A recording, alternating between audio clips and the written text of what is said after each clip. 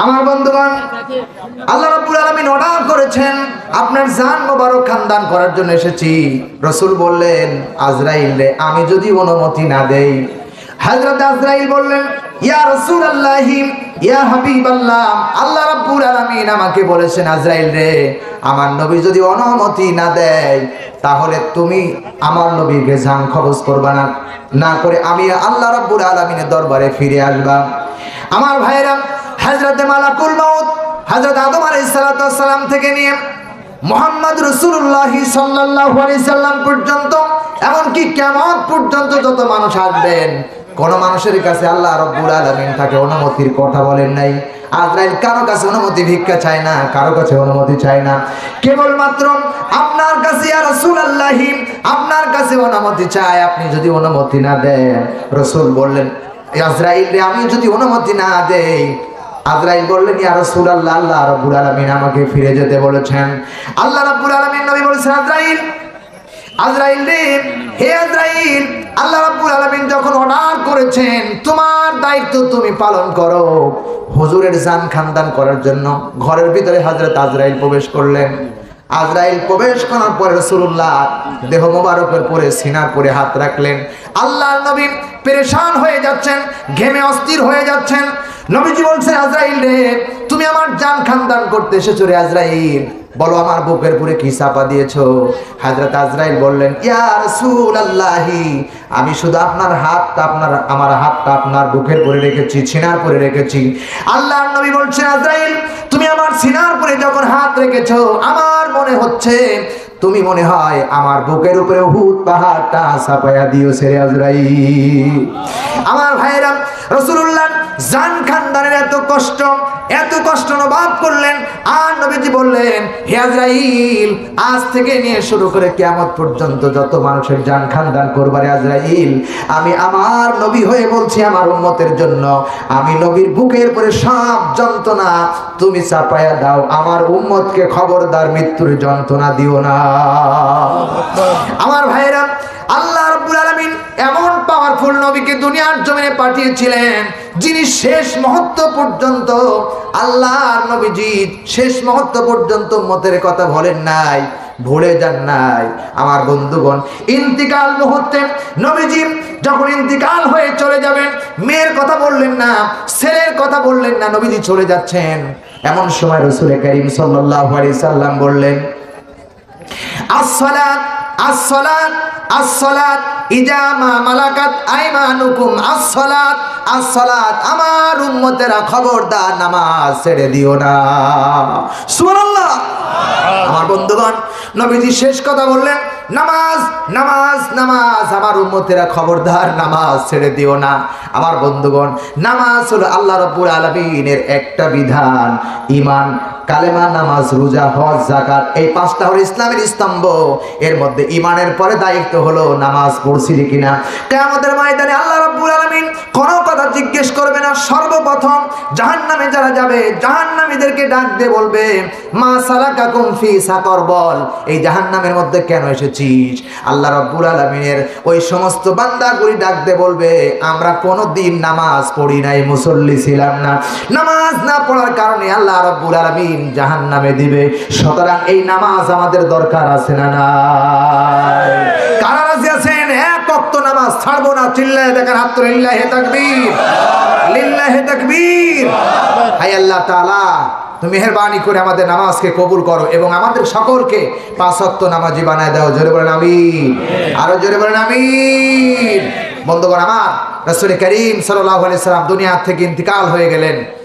আমার রাসূল ইন্তিকাল মুহূর্তেও উম্মতের কথা ভুলেনি। এমনকি কিয়ামতের ময়দানে, কঠিন ময়দানে আমার উম্মতের কথা রাসূল ভুলবেন না। জোরে বলুন সুবহানাল্লাহ, আরো জোরে বলুন সুবহানাল্লাহ। প্রিয় বন্ধুগণ, আমার সময় পাবো না, তো আপনারা রিকোয়েস্ট করছেন, এর মধ্যেও আরো অনেকগুলি কাজ আছে। 35 বেজে গেছে, 10টায় আমাকে শেষ করা লাগবে। সম্মানিত বন্ধুগণ আমার, কেউ বলতেছেন খালেক, কেউ বলতেছেন বজলুর রশিদ। আপনারা কোনটা? খালেক, খালেক বলবো? খালেককে আমি পারবো? আপনারা কি শুনেছেন? জি, কৌতুক করতেছেন না তো? ইচ্ছে আছে কার? খালেক শোনার দেখি, লিল্লাহি তাকবীর। জি, হাত নামান। অনেকে হাত তোলেন নাই, তার মানে কি শোনার দরকার নাই? শুনবেন? আমির হামজা শেষ কথায় বলে দেখছেন। জি, না দরকার নেই। সম্মানিত ভাইরা, সুতরাং না আমি আর কোনো দিকে যাবো না। আমি প্রথম যেটা শুরু করেছিলাম, আসলে এগুলো বলতে গেলে তাফসীর করা যায় না, ঠিক না ভাই? ঠিক, কোরআনের সঠিক কথাগুলো বলা যায় না। আসলে কোরআনের কথা বলে, যেহেতু তাফসীর মাহফিল, সেহেতু কোরআন থেকেই কথা বলা লাগবে আমাকে। সিল্লা এখন ঠিক না ভাই? ঠিক। তো কোরআন থেকে যদি কথা বলতে চাই, তাহলে ভাঙ্গা ভাঙ্গা করেই কথা বলা লাগবে, ঠিক না বেটি? সুর দিলে আমি পারবো। আপনি মনে করবেন না যে শাহাদত হোসেন বাড়ি পারে না, তা না। শাহাদত হোসেন বাড়ির কণ্ঠের মধ্যে এমন জাদু আল্লাহ দিয়েছে, আমি গলা শুধু ভাঁজ করবো না, হয়ে যাবে। আমার ভাইরা, আমার বন্ধুগণ, আমার বাজন রে, একটু দিলের কানটা লাগায় শোনো গো বন্ধু আমার। আজ থেকে বহু বছর আগে আমার আল্লাহ কোরআন শরীফ নামক বিধানটা আল্লাহ পাঠায় দিয়ে ডাক দিয়ে বলে, নবী গো, এই কোরআনের মধ্যে আমার আল্লাহ এমন একটা আয়াতে কারিমা রেকর্ড করে রেখেছেন, কোন মানুষ যদি বিছানায় ঘুমানোর পূর্বে তেলাওয়াত করে 3 দিন 3 রাত, কোন মানুষ যদি আয়াতটা তেলাওয়াত করে, আবার নবী বলেন ওই ঘরে কোনো দিন চোর চুরি করতে পারবে না। আর জোরে জোরে বলেন মারহাবা। এ ভাইরা, আমার আল্লাহ রাব্বুল আলামিন ডাকতে বললেন, নবী গো, এই কোরআন শরীফের মধ্যে এমন কিছু আয়াতে কারিমা রয়েছে আমার বন্ধুরে, এই আয়াতগুলো আমার আল্লাহ রাব্বুল আলামিন এত মজার করে ঘটনা ঘটে দিয়েছেন। আমার আল্লাহ রাব্বুল আলামিন বলেন, বান্দাগুলি শোনো, এই কোরআনের একটা আয়াত যদি কেউ বিশ্বাসের সাথে একীন করে, কোনো মানুষ যদি বিশ্বাসের সাথে আমলের নিয়াতে যদি বক্তৃতা দেয়, অথবা এই নিয়াত নিয়ে যদি কোনো সুস্থ মানুষের সামনে দাঁড়ায় যায়, আমার ভাইরা রে, আমার আল্লাহ অবশ্যই সেটা শেফায়ে কামেলা দিয়ে দিবে। জোরে কোন মারহাবা। এ বাজার, ছোট্ট একটা কোরআন শরীফ, আমার আল্লাহ কোরআনের মধ্যে একটা সূরার নাম দিয়েছেন সূরাতুল ফাতিহা, যা কোরআনের মধ্যে সব চাইতে বড় পাওয়ারফুল সূরা। আমার আল্লাহ রব্বুল আলামিন এই সূরাটার এত পাওয়ার দিলেন, বাজার এই আয়াতে কারিমা, এই সূরাতুল ফাতিহা যদি কোনো মানুষ তেলাওয়াত করিয়া, কোনো নারীর ডেলিভারি হয় না, ডেলিভারি হতে বড় কষ্ট হয়ে যাচ্ছে, আমার ভাইরা রে, 7টা আয়াত পড়িয়া যদি কোনো মানুষ, সূরা ফাতিহা পড়িয়া কোনো মানুষ যদি একবার কোনো পানির মধ্যে ফু দিয়া, ওই পানি ডেলিভারির কাছে যদি যাওয়ার পর ডেলিভারি যারা করতে কষ্ট হয় তাদেরকে খাওয়াইয়া দেন, আমার আল্লাহ রব্বুল আলামিন তাকে সহজে ডেলিভারির ব্যবস্থা করে দিবে। জোরে কোন মারহাবা। সুতরাং আল্লাহ বলেন, এই কিতাবটা আমি পাঠাইলাম মানুষের হেদায়েতের জন্য। জোরে কোন ঠিক কিনা? এ বন্ধু, এই কোরআনের পক্ষে আমরা আছি না নাই? কারা আসাও, 2 হাত তুলে দেখাও। লিল্লাহে তাকবীর, লিল্লাহে তাকবীর। বন্ধুরে, এই কোরআনটা পৃথিবীতে এসেছেন একটাই কারণ, আমার আল্লাহর বান্দাগুলি যেন জাহান্নামের ভিতরে না যায়, জাহান্নাম থেকে মুক্ত করার জন্য এই কোরআনটা আল্লাহ দুনিয়ার বাজারে পাঠিয়েছেন। ওয়াসিকাল্লাযীনা কাফারু ইলা জাহান্নামা যুমারা।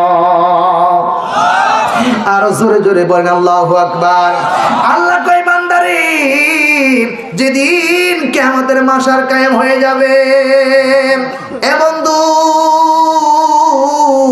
ওই দিন আমার আল্লাহ জাহান্নামী ফেরেশতাদেরকে ঘোষণা দিবে, খুজুহু ফাগুল্লো, জাহান্নামী ফেরেশতারে, আজকের এই জাহান্নামী মানুষদেরকে ধর ধর, শুধু ধর। এমন সময় ফেরেশতারা জাহান্নামীর আসামিদেরকে, অপরাধীদেরকে ধরবেই। আল্লাহ ডাক দিয়ে কয়, শুধু ধরবি না, টাইনা টাইনা জাহান্নামের দিকে নিয়ে যা। ভাই গো, জাহান্নামের দিকে যখন নিয়ে যেতে চাইবে, আমার বন্ধুগণ, আপনার উদাহরণ দিই, আমি মাঝে মাঝে উদাহরণ দেই। কোন বাড়িতে যদি একটা ছাগল পালা হয়, ওই ছাগলটাকে যখন রশি ধরে টেনে টেনে আমার ভাইরা কোন কাদা অথবা পানির সামনে যখন নিয়ে যায়, পানির সামনে থেকে কাদার সামনে দিয়ে কাদা পার করে যখন ওই পারে নিয়ে যেতে চায়, হয়। ছাগলটা এমন ভাবে সামনের দুইটা পা ব্রেক দেয়, দড়ি ছিঁড়ে যাবে রে, কিন্তু ছাগল কাদা পার হতে চায় না। কথা কন ঠিক কিনা? আল্লাহ বলেন ওয়াসিকাল্লাযীনা কাফারু ইলা জাহান্নামা যুমারা। আল্লাহ বলে জাহান্নামীদেরকে যখন জাহান্নামের ফেরেশতারা টাইনা টাইনা নিয়ে আসবে, লা ইয়াসুনাল্লাহ মা আমারা। আল্লাহ বলেন ও দুনিয়ার মানুষ, ওই জাহান্নামী ফেরেশতাদের শরীরের মধ্যে কোনো দয়া নাই, মায়া নাই। টাইনা টাইনা টাইনা টাইনা যখন নিয়ে আসতে লাগবে, এমন সময় জাহান্নামীরা এমন ভাবে ব্রেক দেবে, ওরা জানে যায় যে যাচ্ছি আমরা, যেই জায়গায় যাচ্ছি ওইটা বড় কঠিন জায়গা, ওইটা বড় কঠিন জায়গা। এ বাজার দুইটা পাও ব্রেক দিয়ে দাঁড়ায় যাবে।